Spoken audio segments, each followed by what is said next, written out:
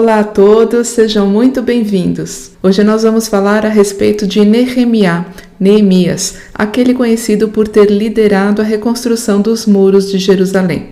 O ponto de partida será a análise do seu nome, porém o foco do estudo vai muito além. Vamos compreender qual o significado dessa missão de Neemias no mundo espiritual, qual a importância e o que representam de fato os muros nessa realidade superior. E nessa busca vamos trazer à tona diversos conceitos bastante profundos acerca da divindade, da família, de Israel e muito mais. E tudo isso, ao final, vai nos dar um panorama para compreender de forma muito elevada a grande missão desse líder. Neemias foi um personagem de grande importância para Israel, porém não é tão comentado ou conhecido.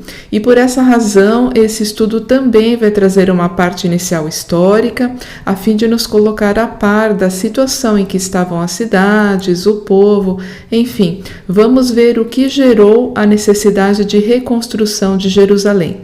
E a própria causa dessa queda é também o ponto de partida para a mudança e o cumprimento das promessas de Adonai para o Olam Rabá, o mundo vindouro.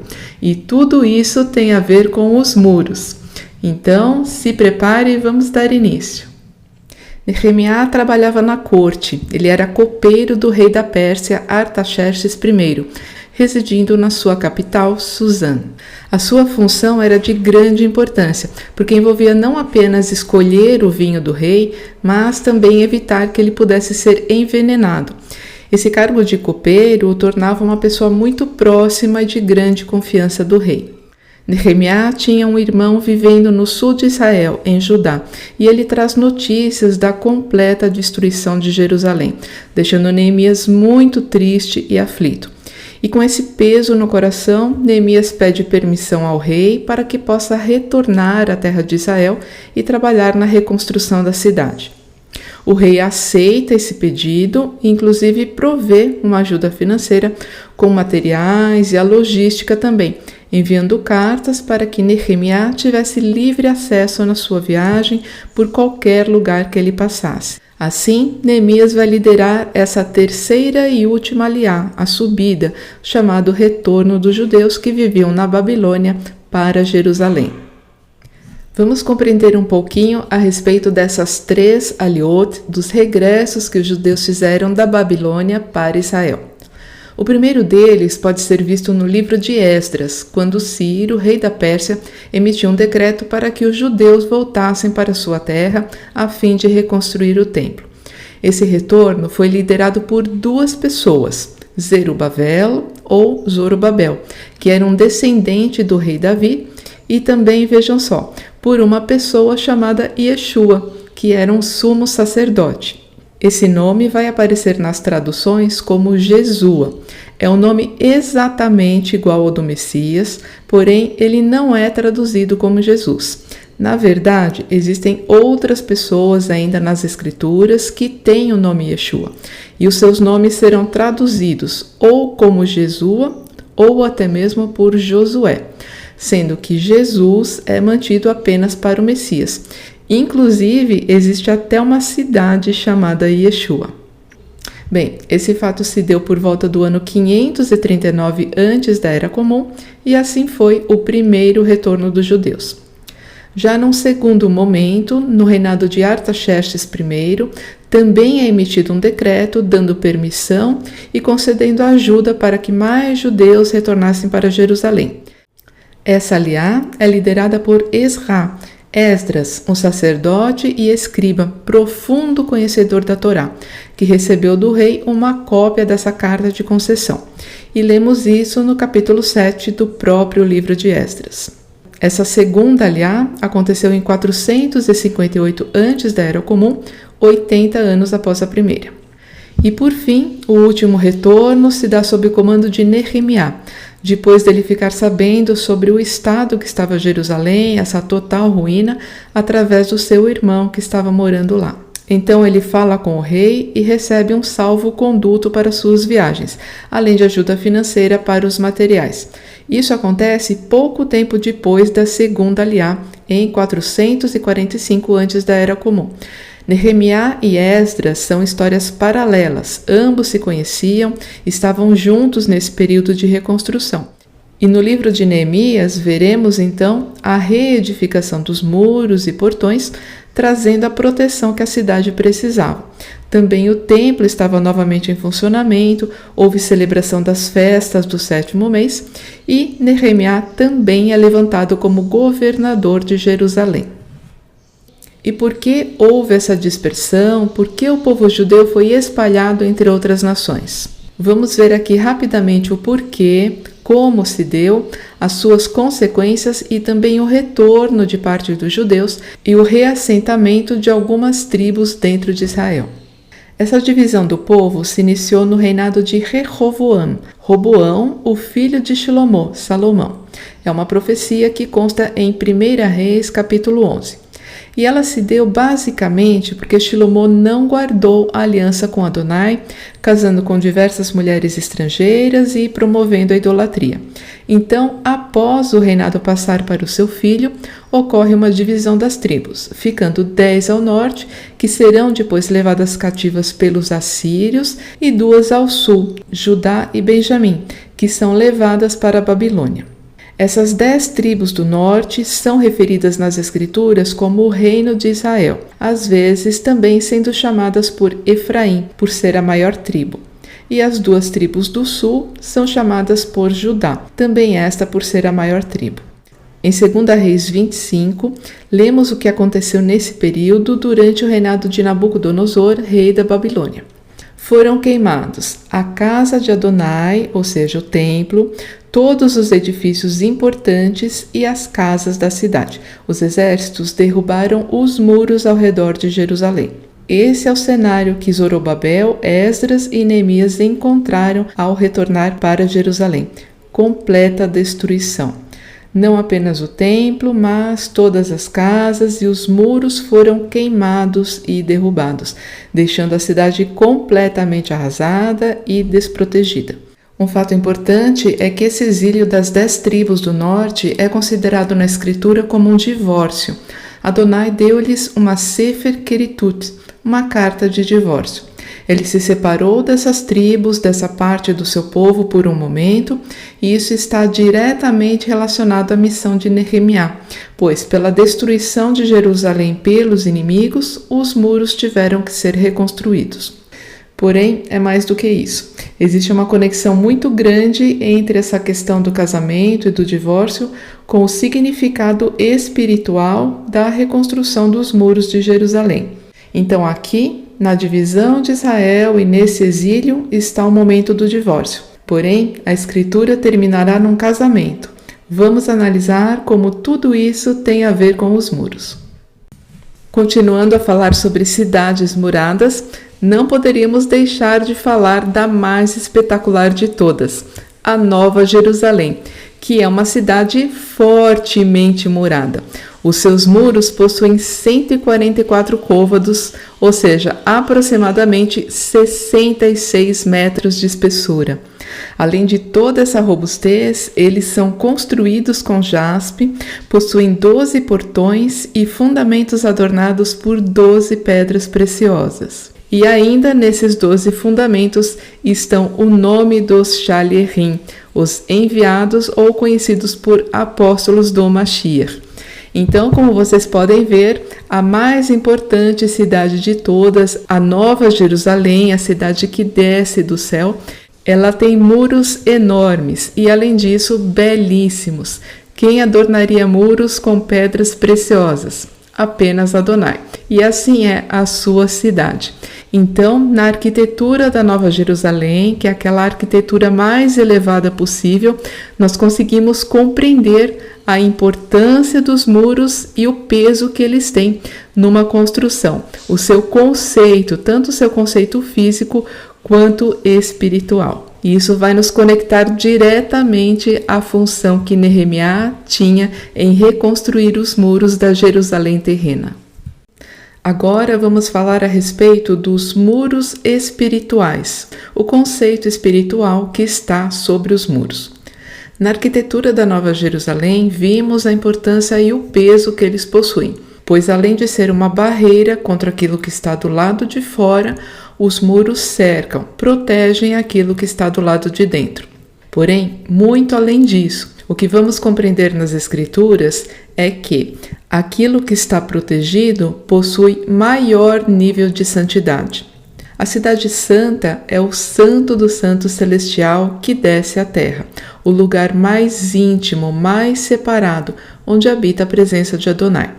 Assim, esse espaço precisa estar guardado, reservado. Então, os muros, na sua função física de proteção, eles espelham algo muito mais elevado ainda. Eles guardam aquilo que é santo. Esse é um conceito simples de entendermos, pois a santidade significa separação. Ser santo não é isolar-se de tudo, mas separar-se daquilo que é contrário a Adonai. Os muros separam um ambiente do outro. Muros, paredes, todos esses são proteções. E a santidade é exatamente o mesmo, uma separação de práticas, pensamentos e coração. Ela não é um conceito etéreo, distante, mas algo que devemos praticar dentro do nosso próprio dia a dia, nos separando de tudo aquilo que não está de acordo com os padrões de Adonai. Vejam então como agora fica simples compreender por que a Nova Jerusalém é tão fechada, um cubo sólido, pois o lugar mais santo de todos é aquele que precisa estar mais protegido, mais guardado. E os muros têm exatamente essa função. Eles são a barreira inicial, eles guardam e protegem a santidade do ambiente. Nós podemos, inclusive, ler um verso aqui em Apocalipse 21 que mostra isso com muita clareza. Nela, na cidade santa, jamais entrará qualquer coisa impura, tampouco alguém que pratique ações vergonhosas ou mentirosas, mas unicamente aqueles cujos nomes estão gravados no livro da vida do Cordeiro. Vejam, nada impuro, nada que não tem santidade pode adentrar nessa cidade, pode passar dos seus muros. Tudo que não é santo, que não é separado, fica de fora. Lá dentro é um lugar reservado, onde habita de forma ostensiva a presença de Adonai. Essa arquitetura da Nova Jerusalém, com seus fortes muros, seu formato quadrado, que representa a igualdade e perfeição em todos os lados, a sua beleza e principalmente a sua santidade, faz paralelo com outras estruturas e figuras também. De fato, todos esses aspectos da Cidade Santa se mostram primeiramente dentro do Mishkan, o tabernáculo, aquela tenda no deserto. Ele era dividido em 3 ambientes, um externo e 2 internos dentro da tenda. O que ficava mais ao fundo, chamado por Kodesh HaKodashim, o Santo dos Santos, era separado por uma cortina muito espessa, pesadíssima. Infelizmente, as traduções apresentam como véu, e aí pensamos que é uma coisa muito leve e suave, mas não, é o contrário disso, era uma cortina muito espessa, como uma parede realmente. E ninguém podia adentrar nesse local, com exceção do sumo sacerdote, uma única vez ao ano. É lá que ficava a Arca da Aliança e que se fazia a expiação de pecados pelo povo no Yom Kippur, o chamado Dia da Expiação. Esse era o ambiente mais santo, mais separado de todos e, podemos dizer, também fortemente murado. Essa cortina era praticamente um muro mesmo à frente do Kodesh HaKodashim. E esse espaço é a sombra da Cidade Santa. Inclusive, lemos em Apocalipse 21:3 que ela é o próprio Mishkan celestial. A Nova Jerusalém representa essa parte mais íntima do Mishkan, o Santo dos Santos, descendo à terra. Notem que ambos possuem exatamente o mesmo formato quadrado, que, como eu havia falado, indica a perfeição. Tudo é igual em todos os lados. Além disso, existe uma outra figura. A Cidade Santa também é conhecida por ser a noiva do Mashiach. A Jerusalém celestial, como representação máxima de santidade, pureza e perfeição, ela mostra como deve ser o caráter e a conduta da noiva, da esposa do Cordeiro, como pessoa.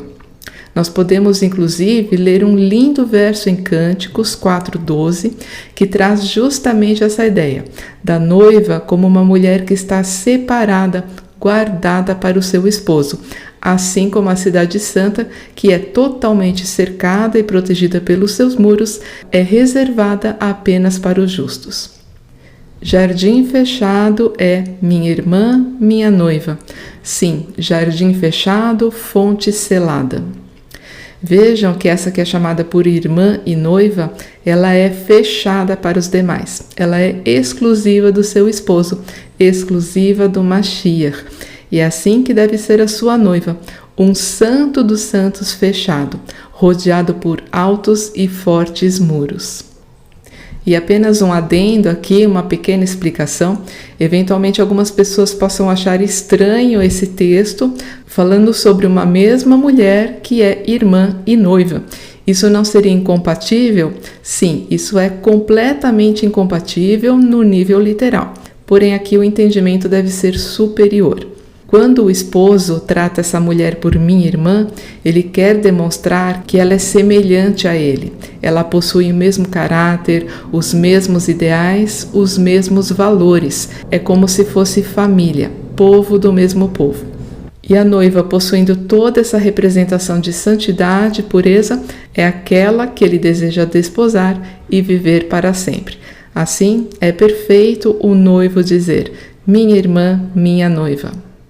Agora que já tivemos um panorama geral a respeito do livro de Nehemiá, vamos finalmente falar um pouco sobre seu nome, as origens dele. E o nome Nehemiá provém do verbo naham, que significa lamentar, ter compaixão e muitas vezes consolar e confortar quem se lamenta.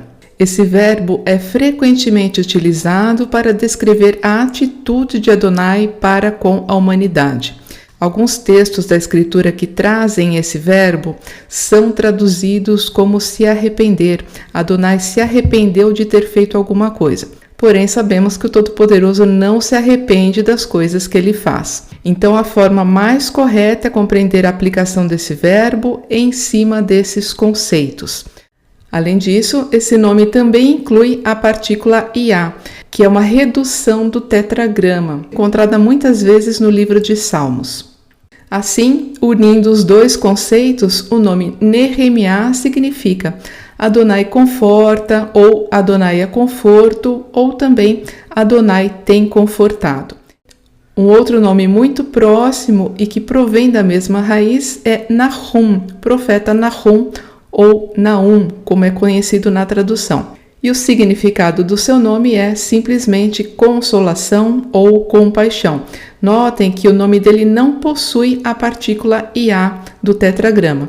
Assim, o nome se restringe simplesmente a esses conceitos. Agora vamos começar a entrar mais fundo no estudo. Como sempre falamos, e aí principalmente os nomes hebraicos, os nomes das escrituras, não são simplesmente nomes, palavras com as quais nós chamamos as pessoas ou lugares. O conceito hebraico dos nomes é que eles revelam o caráter, a missão, a natureza de alguém, ou ensinam sobre aqueles ou aquilo que os possuem. O nome de uma pessoa nas escrituras fala muito a respeito dela. Afinal, as escrituras são um livro de ensino, então tudo o que está lá tem como objetivo nos ensinar.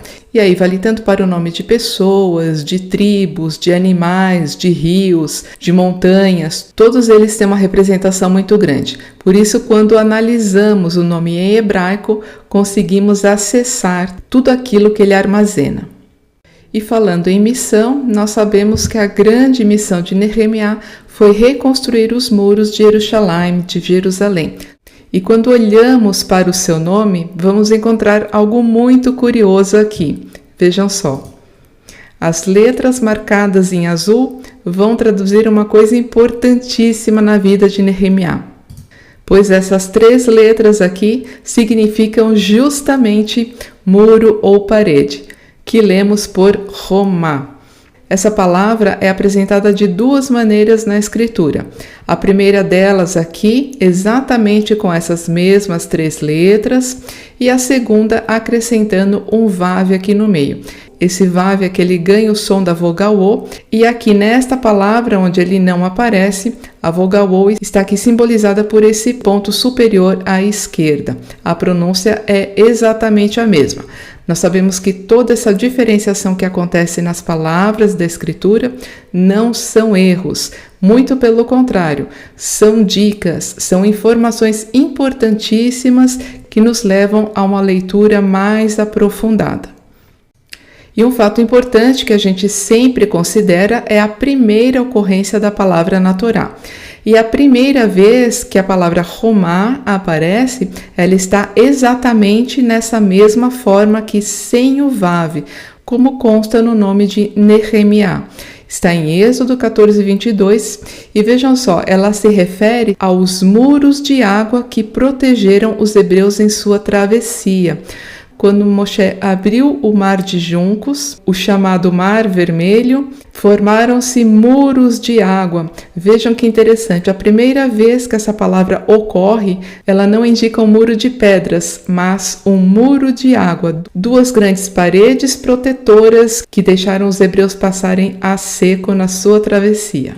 Então essa análise aqui nos mostra que a missão de vida de Nehemiá está dentro do seu nome. Basta olhar e nós encontraremos essa palavra aqui rapidamente.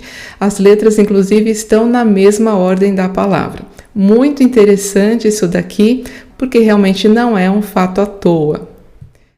Agora nós vamos entrar em uma parte mais técnica do estudo. Vamos falar sobre algumas palavras em hebraico. Eu gostaria que vocês prestassem bastante atenção, porque a partir dessa observação, que é uma coisa simplesmente gramatical da língua, do idioma, nós vamos conseguir compreender conceitos muito elevados espiritualmente. Todos eles conectados com a missão de Nehemiá. Vocês vão ver como o hebraico é tão rico e pode, inclusive, na sua gramática, nos mostrar grandes lições espirituais. Essas três letras que vocês veem aqui são as mesmas do nome Nehemiá, aquelas que formam a palavra muro, que acabamos de ver. E essas três letras, antes de ser uma palavra, elas são uma raiz. As letras Het, Mem e Re. Toda palavra no hebraico é formada a partir de uma raiz e normalmente essa raiz tem três letras. Tudo deriva das raízes. Então aqui, a partir desta raiz, nós teremos a formação de duas palavras. A primeira delas é justamente a palavra Romá, que significa muro ou parede, que, como eu falei, ela consta na escritura com duas escritas, com esse vav, essa segunda letra, e também sem. A maior parte das ocorrências é com o vav e por isso eu a coloquei aqui. E uma outra palavra que é formada dessa mesma raiz e, portanto, terá uma ligação também com a palavra Romá é esta daqui, a palavra Ram, que significa sogro. Aparentemente não tem nada a ver, é uma coisa completamente diferente da outra, mas vamos continuar observando. E o feminino da palavra sogro, que naturalmente vem da mesma raiz, é Hamot, que é a sogra. Além disso, a palavra sogro possui uma homônima, ou seja, uma palavra que é escrita e no caso aqui também é pronunciada exatamente da mesma forma, porém tem um significado diferente. Esta outra palavra é Ram, que significa quente. Inclusive, também é o nome de um dos filhos de Noé, Ram, que é traduzido por Cã ou cão também. Aqui eu apresento mais uma raiz, formada pelas letras Het, Tav e Nun. Esta raiz vai dar origem a palavras relacionadas a essas que acabamos de ver. A primeira delas é a palavra Roten, que significa sogro. Então, como vocês percebem, existem duas palavras no hebraico que definem o sogro. Logo mais nós já vamos ver a diferença entre elas. E complementando o sogro, nós temos o feminino Rotenet, que é a sogra. Além disso, essa raiz dá origem a mais uma palavra, lida por Hatan, e significa noivo. Notem que ela é também exatamente igual à palavra sogro. São as mesmas letras, apenas a pronúncia ou as vogais, os sinais massoréticos ou nikudot, eles são diferentes nas duas pela pronúncia. Mas então qual é a diferença entre essas palavras e essas que acabamos de ver? Pois aqui também temos sogro e sogra com pronúncias diferentes, Ham e Hamot. A diferença é a seguinte: esses termos são utilizados quando estamos nos referindo aos sogros da noiva, ou seja, os pais do noivo. Então, no hebraico, quando alguém se refere aos pais do noivo, que são os sogros da noiva, ele deve usar as palavras Ham e Hamot. No entanto, quando alguém se refere aos sogros do noivo, que são os pais da noiva, deve usar Roten e Rotenet. São palavras diferentes de acordo com a pessoa da família. E apenas complementando, vejam aqui, a palavra casamento, Hatuná, ela provém dessa mesma raiz, notem que ela é semelhante, né? Então, a associação do casamento, da palavra casamento, está muito mais ligada aos pais da noiva. O casamento provém dessa relação aqui. Estamos falando, por enquanto, apenas no nível etimológico, gramatical, da raiz das palavras, porém, mesmo a gramática hebraica aponta para aspectos espirituais. Então, vamos prestar atenção e recordar desses fatos. E, por fim, a outra palavra que complementa tudo isso, kalá, a noiva. É uma palavra completamente diferente de todas essas, né? Ela não possui a mesma raiz, ela vem de uma raiz completamente diferente e ela é utilizada indiscriminadamente. Não importa aí a questão da familiaridade. Kalá e Hatam, noiva e noivo, sempre são usados nessa formatação. No entanto, a questão dos sogros tem uma diferença aí, quando você trata dos pais da noiva ou dos pais do noivo. Prosseguindo ainda nesse mesmo tema, vamos falar um pouquinho agora do casamento bíblico ou judaico. Vamos compreender o que essas palavras nos mostraram em relação ao casamento em si. Como são palavras diferentes, nós também vamos analisar separadamente. Primeiramente, vamos ver o que acontece em relação à noiva. No contexto de um casamento bíblico, a noiva sai de sua casa e entra em uma nova família. Ela passa a pertencer ao noivo, ela será cuidada por ele. Então, quando uma moça se casa, ela deixa de estar sob os cuidados dos seus pais para estar sob os cuidados do seu noivo. É essa a dinâmica que acontece. Relembrando as palavras que vimos até agora, Romá, que é muro, Ham, que é sogro, e Ham também tem o significado de quente. Todas essas palavras provêm de uma única raiz, assim, elas estão relacionadas, conectadas, e nós precisamos compreender como conectá-las também dentro de todo esse contexto. Podemos dizer da seguinte forma: os seus sogros, os sogros da noiva de quem estamos falando, representados aí principalmente pela figura paterna, né? O Ham, o sogro, serão também quentes, acolhedores para com a noiva, pois ela torna-se uma nova filha para eles. A noiva, ela entra em uma nova família ao se casar, ela passa a fazer parte da família do noivo. Assim, os pais do noivo, eles acolherão essa moça como se fosse uma filha. Por isso, essas duas palavras são iguais. E um outro aspecto é que o patriarca, aí na figura do sogro, ele torna-se um romá, um muro de proteção para a família de seu filho. Então aqui nós temos uma visão perfeita do que acontece no casamento bíblico, no casamento judaico, e quando olhamos para o hebraico, para a ligação que existe gramaticalmente entre essas palavras, confirmamos tudo isso. Agora vamos ver o que acontece com o noivo. Ele ganha uma extensão da família. Uma vez que a noiva passa a fazer parte da família dele, a sua família aumenta. Aqui, novamente, os termos que são utilizados em relação aos sogros do noivo. Roten, sogro, e Hatan, noivo, que são exatamente iguais e que estão conectadas com a própria palavra casamento, Hatuná. Assim, pela própria etimologia das palavras, nós compreendemos que o casamento judaico está centrado no noivo e no pai da noiva. Existe inclusive uma única palavra para ambos. Logicamente, a noiva é a figura mais vistosa, porém, o casamento em si, que é também um contrato, ele está muito mais ligado ao noivo e o pai da noiva. Como eu falei, o próprio termo Hatuná, casamento, provém de Hatan, mostrando que o peso realmente está concentrado aqui nessas duas figuras. Porque o que acontece? O pai da noiva é aquele que dá a noiva, ele dá a sua filha em casamento. E o noivo é aquele que a recebe. Tudo isso no sentido de cuidar da noiva. E assim conseguimos até compreender a diferença que existe nessas palavras, uma vez que o papel da noiva e dos seus pais é diferente do noivo e dos pais dele. Agora nós vamos entrar na análise mais profunda do estudo, relacionando a figura espiritual do casamento com a missão de Nehemiá. Ao longo das escrituras, vemos uma sequência de 3 momentos relacionados. Um casamento entre Adonai e seu povo, um momento de parcial divórcio e depois o reenlace. Se você ainda não conhece ou compreende essa analogia, vou deixar aqui como sugestão que você assista a esses 2 vídeos, principalmente este primeiro. Eles são curtinhos, mas vão explicar por meio dos próprios textos bíblicos como se deu esse processo.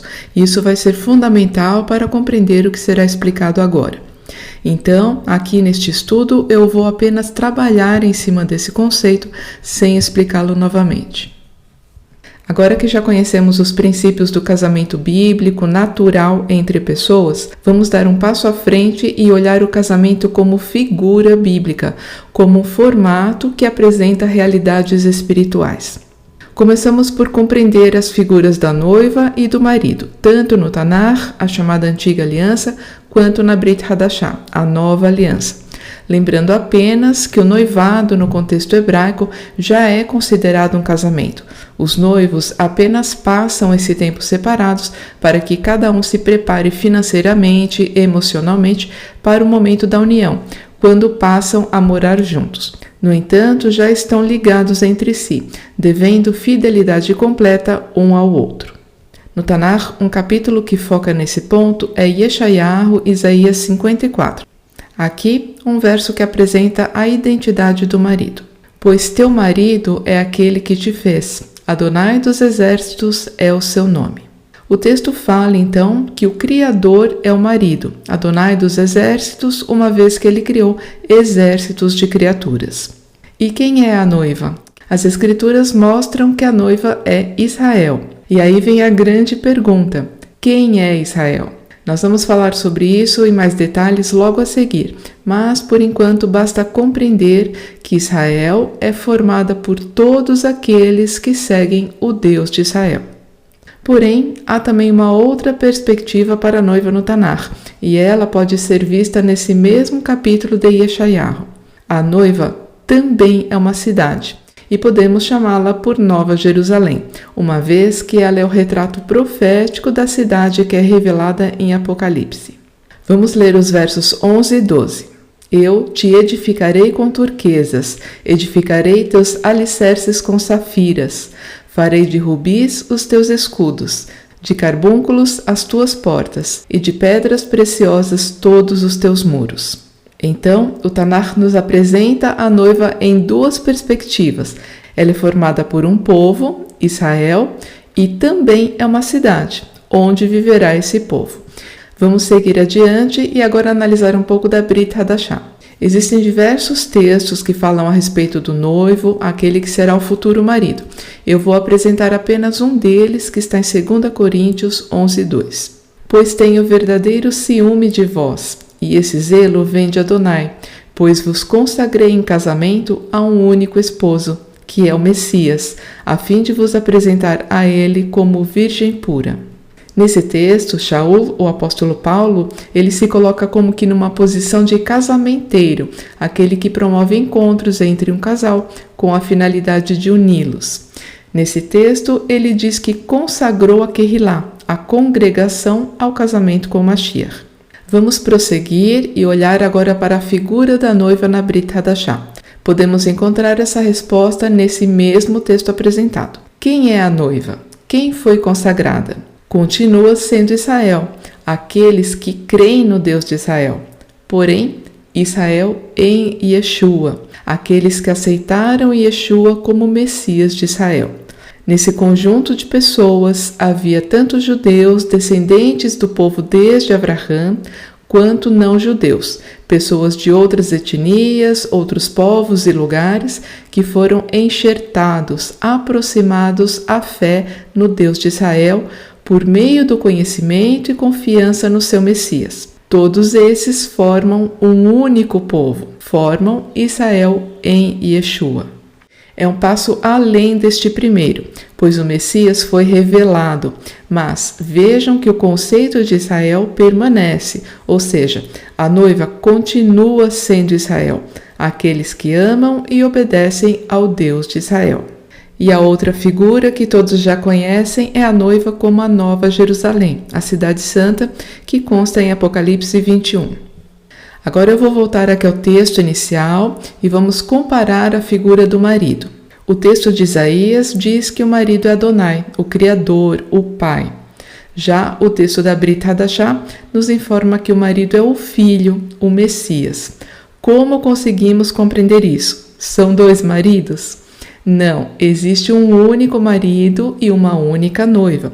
Porém, estes se apresentam em aspectos diferentes. Aqui nós vemos que a noiva tanto é representada por pessoas quanto por uma cidade.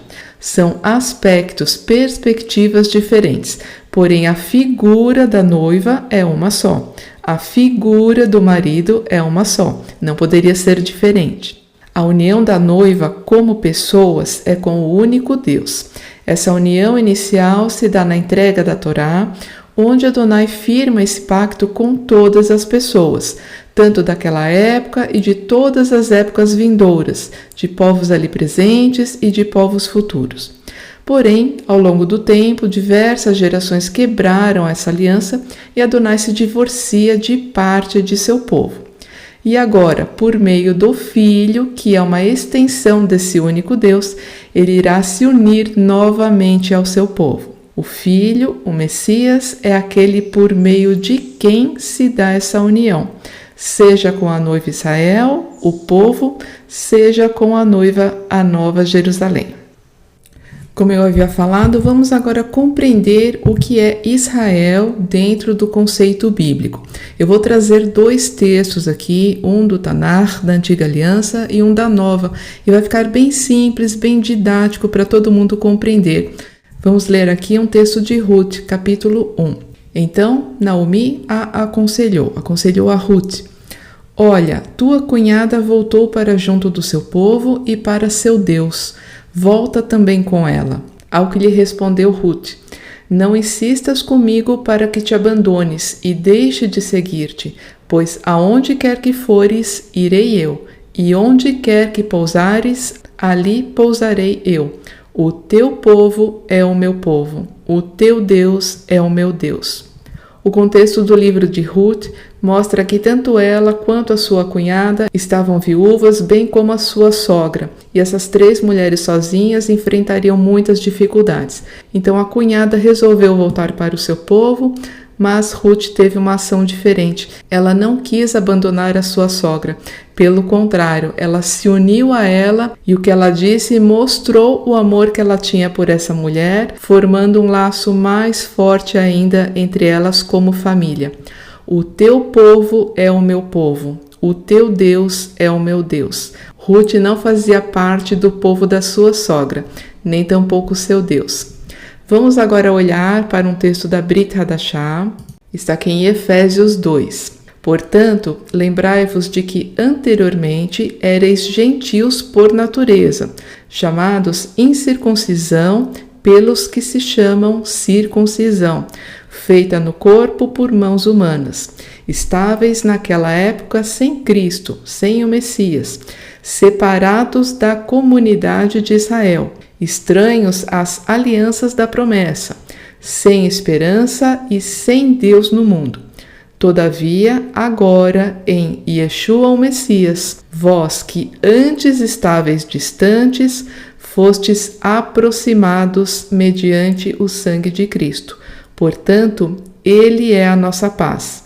De ambos os povos fez um só. Esse texto aqui do apóstolo Paulo fala a respeito de pessoas que antes eram como Ruth, pessoas gentias por natureza, ou seja, não judeus, pessoas que estavam em outras nações, em outros povos, que não conheciam o Deus de Israel, nem tampouco participavam das suas promessas, uma vez que essas promessas estavam circunscritas àqueles que conheciam esse Deus. O Messias era parte apenas desses que conheciam o Deus de Israel. Nenhum outro povo esperava por um Messias. Assim, todas essas pessoas eram chamadas de incircuncisas, porque elas não participavam da aliança da circuncisão, feita lá no início desde Abraão. Assim, todas elas estavam separadas da comunidade de Israel, estavam distantes desse povo. Porém, por meio do Messias, elas foram aproximadas à comunidade de Israel, às suas promessas, a tudo que foi dado ao povo de Israel. Assim, de ambos os povos, Yeshua fez um só. Ele é o elo de ligação entre o povo de Adonai, aqueles que receberam as promessas, os chamados circuncisos, e os gentios, ou seja, todos os povos não judeus, aqueles que estavam distantes e nem sequer conheciam o Deus de Israel. Assim, Yeshua é esse elo, é ele que aproxima os outros povos para o seu povo, o povo de Israel.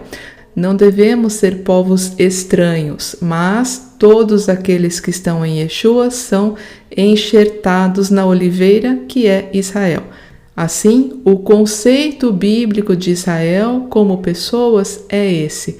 Tanto os hebreus que receberam as promessas, quanto aqueles que foram enxertados, aqueles que vieram de um lugar diferente, estranho, porém agora fazem parte de Israel. E por essa razão são também participantes das promessas. Quem participa das promessas do Deus de Israel são aqueles que estão dentro desse único povo chamado Israel. Assim, nós conseguimos compreender com clareza que Ruth, que era uma moabita, ela passa a pertencer ao povo Israel. Vejam, aqui ela diz, o teu povo é meu povo. É a mesma coisa que acontece com todas essas outras pessoas de hoje em dia que também são enxertadas na oliveira. E Ruth recebeu uma grande honra, porque mesmo sendo uma moabita, que era um povo inimigo a Israel, quando ela passa a fazer parte dele, ela se torna bisavó do rei David, da linhagem do Mashiach. E aqui, nesse verso do livro de Ruth, nós compreendemos perfeitamente qual é o conceito de fazer parte de Israel. Primeiramente, como povo, como seres humanos. Ruth diz, o teu povo é o meu povo. Ela vai se unir àquelas pessoas. É uma ligação horizontal, pessoa a pessoa, no mesmo nível. E além disso, ela diz, o teu Deus é o meu Deus. Aí nós encontramos Adonai, é uma ligação vertical do homem para com Deus. Se colocarmos isso numa representação gráfica, ficará ainda mais claro compreender. Vejam só, primeiramente uma ligação horizontal, homem com homem. Israel, você é inserido dentro do povo, dentro da cultura, dos valores e das mesmas promessas. Depois, você se une a Adonai. E vejam só como isso acontece por meio do Mashiach. A cruz, o local onde Yeshua deu sua vida por todos, é um símbolo dessa ligação. O seu sangue permitiu a reconexão com Adonai, o vertical, e inseriu todos aqueles que estavam fora do povo na oliveira Israel, o horizontal. O Mashiach exclusivamente fez de ambos os povos um só e garantiu as bênçãos e promessas do Altíssimo para todos. Até o momento já vimos diversos conceitos a respeito do casamento, da nomenclatura que os familiares têm, o papel de cada um e também alguns textos que falam a respeito da figura da noiva e da figura do marido. Agora eu vou reunir todos esses conceitos numa forma gráfica e com esse panorama geral nós vamos conseguir alcançar um entendimento muito mais claro e elevado. Vamos começar falando a respeito da família humana, mas aplicando depois a perspectiva espiritual. E em paralelo com o hebraico e com tudo que ele nos mostra, vamos extrair algo maravilhoso, conectando com a missão de Nehemiá, a reconstrução dos muros de Jerusalém. Vamos começar olhando pelo lado da noiva. Aqui está o seu pai, que é o sogro do noivo, chamado por Roten, e o noivo aqui abaixo, chamado por Hatan. Lembrando que a nomenclatura do noivo é sempre a mesma. E a função do pai da noiva é entregar a sua filha ao noivo. Agora olhando para o lado do noivo. Aqui está o seu pai, que é o sogro da noiva e é chamado por Ram, sendo que Ram também significa quente e também está relacionada à palavra muro, pois provém da mesma raiz. Então aqui a função do sogro é ser quente, caloroso, acolher a sua nora como uma nova filha. E na relação que essa palavra tem com o muro, Romá, podemos dizer que o sogro é como um muro ao redor dessa família, um protetor. Agora vamos olhar esse quadro na perspectiva espiritual, aplicando os conceitos e figuras bíblicos. Adonai é aquele que criou todas as coisas. Assim, ele está na figura do Pai, aquele que cria, que dá vida. Neste lado, ele ocupa a posição de pai da noiva, e do outro lado, ele também será o pai do noivo. Aqui existe algo completamente diferente das famílias humanas, uma vez que o Eterno assume a posição de pai da noiva como criador de toda a humanidade, porém ele também é o pai do noivo, na figura do seu filho Yeshua Mashiach. E aqui precisamos apenas olhar para esses conceitos na perspectiva correta. Sabemos que o filho do Criador não pode ser comparado de forma literal a um filho humano. O filho de Adonai é uma continuidade do Pai. Ele não foi criado. É uma extensão da divindade. Ele assume essa nomenclatura, essa posição para agir em nome do Pai em relação à noiva. Então vejam agora como as coisas ficam um pouco mais claras. Pelo lado da noiva, nós já alcançamos essa realidade. O pai entrega sua filha para o noivo, que neste caso exclusivo é também seu filho. Pai e filho são uma unidade perfeita. E essa perspectiva pode ser encontrada na mesma palavra que define tanto o sogro quanto o noivo, Roten e Hatan. E pelo lado do noivo, como isso fica? Já notamos que essa conexão não será por meio de uma única palavra como essa que vimos aqui. Porém, existe uma perspectiva dentro do próprio texto de Neemias que vai mostrar com perfeição esse mesmo paralelo entre pai e filho, uma figura única do marido para a noiva. É realmente impressionante. Vamos ver agora a seguir. Como vocês viram, existe uma grande ligação entre o pai do noivo e a construção dos muros, que se dá na palavra Ram, sogro da noiva. Agora vamos ver qual a ligação que há entre o seu filho, o noivo, com esses muros. Vamos ler um texto aqui em Neemias 6,15, que diz o seguinte: Acabou-se, pois, o muro aos 25 dias do mês de Elul, em 52 dias. Primeiramente, vejam que interessante os números que esse verso nos apresenta. 52 dias e 25 de Elul. Olhando para eles, encontramos um reflexo de números. O 25 espelha o 52. Podemos dizer que é um grafismo numérico. Não vamos nos aprofundar nesse ponto, mas olhar com mais atenção para o número 52, que é a quantidade de dias da construção dos muros. Esse número é muito relevante e quem conhece um pouquinho de gematria já vai associar ao que ele se refere. Na verdade, se fossem utilizadas letras para escrever numericamente os 52, seriam utilizadas as duas letras dessa palavra. E essa palavra é Ben, filho, que tem justamente essa gematria, 52. Tudo isso é muito significativo, porque nós estamos estudando justamente a questão da família relacionada aos muros, partindo do sogro, que vem da mesma raiz da palavra muro, romá. Então aí já se estabelece no sogro, no pai, a conexão da família com os muros. E aqui nós vemos agora a conexão do filho com os muros também. E além disso ainda tem mais. Vejam como o hebraico é fascinante, tudo que ele nos revela. A palavra ben, filho, ela vem do verbo baná, que significa justamente construir. Um filho é como uma construção da família, é a construção que vem dos seus pais. Ele é uma edificação, ele é a continuidade da família. A família está construindo, edificando, e o filho é resultado disso. Então vejam aí novamente como as coisas se completam.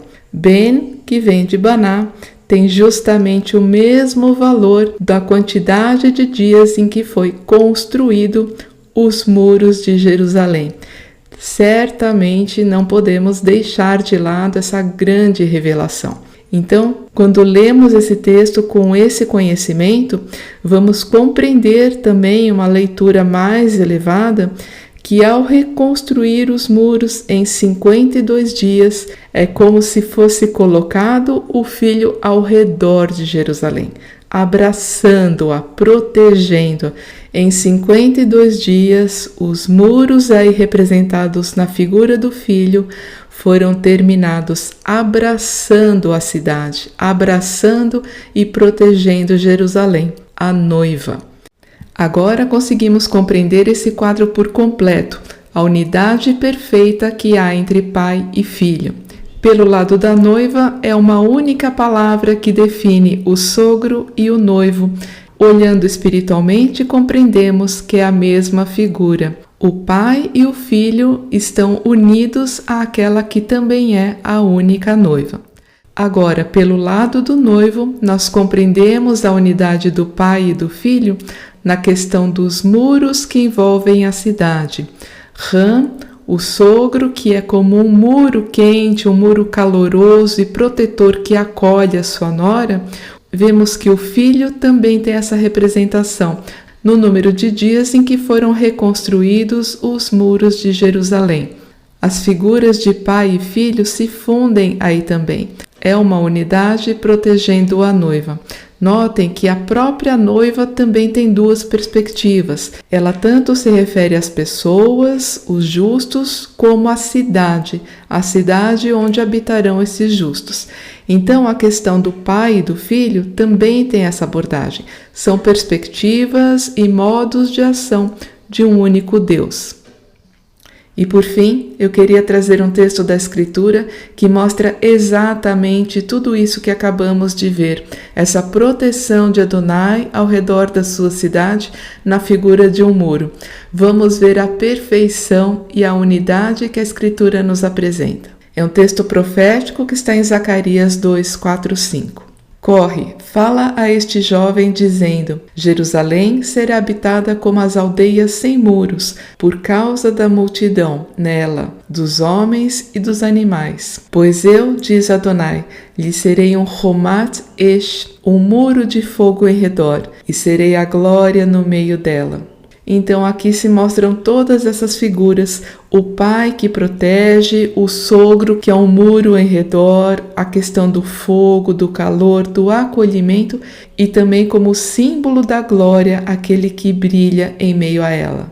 Estamos falando logicamente da Nova Jerusalém. E um outro fato muito interessante que nos conecta também a essa questão do acolhimento, do amor, da proteção é o seguinte: no livro de Nehemiá, a palavra Romá, muro, que é a palavra fundamental aí do livro, ela aparece por 32 vezes. E esse número 32, ele nos leva também a uma palavra importantíssima, a palavra lev, que significa coração, ligando aí novamente a questão do amor aos muros, a proteção. O coração de Adonai está em proteger a sua cidade, a sua noiva.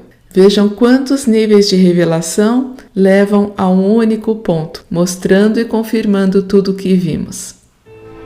Agora encerramos o estudo olhando para todos os pontos que construímos aqui.